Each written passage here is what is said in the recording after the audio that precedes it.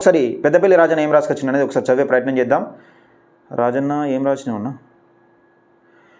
కనుమరుగు అవుతున్న గులాబీ పార్టీ ఎంత ఎత్తుకు ఎదిగిందో అంతే స్థాయికి కిందికి పడిపోతుంది. ఒకప్పుడు ఎదురు లేదని విర్రవీగిన నాయకులు ఇప్పుడు చెల్లా చెదరై వెళ్ళిపోతున్నారు. నిండు అసెంబ్లీలో ముసిముసి నవ్వులు నవ్వుకుంటూ పార్టీ ఫిరాయింపులు ప్రోత్సహించిన కేసీఆర్ ఇప్పుడు అదే ఫిరాయింపులు ఊబిలో కొట్టుమిట్టాడుతున్నాడు.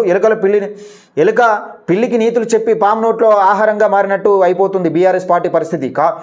కలిసి వచ్చే కాలానికి కొడుకును ముఖ్యమంత్రి చేద్దామని ఫామ్ హౌస్లో పగటి కలలు కంటే ఎన్నికలు వచ్చే సమయానికి ఉన్న అధికారం పాయే. కన్న కలలన్నీ ఉష్మని ఎగిరిపాయే.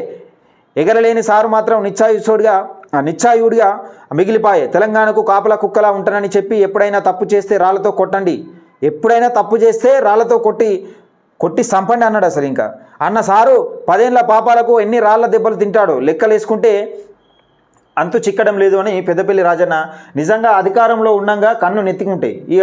ఇక జనాన్ని చూస్తే లేకపోతే ఇంకా వేరేటోళ్ళని ప్రతిపక్షంలో ఉన్న చూస్తే ముసిముసి నవ్వులు అన్నీ వెళ్తాయి. గిట్నే ఉంటుంది. కేసీఆర్ లాంటివాడే మట్టి గడిచిపోయాడు. ఇప్పుడు అసలు బతుకుదేవుడు బతుకు జీవుడు అనుకుంటా పార్టీని బతికించుకుంటే చాలు, నా సంగతి పక్కకెట్టు. పార్టీని బతికించుకుంటే సంగతి పక్కకెట్టు. కానీ ఇప్పుడు పరిస్థితి ఎట్లుందో పార్టీని బతికించుకుంటే సంగతి పక్కకు పెడితే అసలు నేను జైలుకోకుంటుంటే చాలనే పరిస్థితికి దిగజారింది. కేసీఆర్ లాంటివాడు, ముఖ్యమంత్రి లాంటివాడే, 9.5 సంవత్సరాలు ముఖ్యమంత్రి చేసినోడే. ఇక కొందరు గల్లీ నాయకులు ఉంటారు. ఇక ముఖంలో చిరునవ్వు, వాడిని చూస్తే ఎగతాలుగా మాట్లాడతారు, ఈయన చూస్తే ఎగతాలుగా ఏదో ఎన్ని రోజులు ఉండదు ఆ ముసిముసి నవ్వు.